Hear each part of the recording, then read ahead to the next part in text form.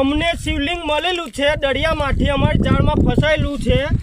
હમણાં 10 લોકો અમે ઊંચા છે તો ઊંચકાતું નથી, પણ આ વસ્તુ પાણીમાં તળે છે પથ્થરનું શિવલિંગ, પથ્થરનું છે પણ પાણીમાં તળે છે.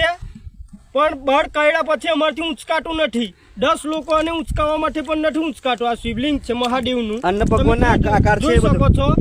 ભગવાનનો અંદર આકાર છે, બધી મૂર્તિઓ છે, બધું વસ્તુ છે. અહીંયા અંદર શેષનાગ આવેલો છે. અંદર શિવલિંગમાં અમે મચ્છી મારવા આવેલા ત્યાંથી અમને મળેલું છે શિવલિંગ. અત્યારે અમે દરિયાની વચ્ચે છે. અમારા બોટ જોઈ શકો છો તમે. આ બધા લોકો આ બધો ધનકા તીરથ અખાતમાં મળેલું છે મંદિર. આ શિવલિંગ અમને તમે જોઈ શકો છો. હજારો પુરાણું વર્ષનું શિવલિંગ છે આ, તમે જોઈ શકો છો. હમણાં જોઈ લો ભાઈ, વધારેથી વધારે લાયક કરજો મારા ભાઈઓ, તે વધારે વાત આગળ જાય.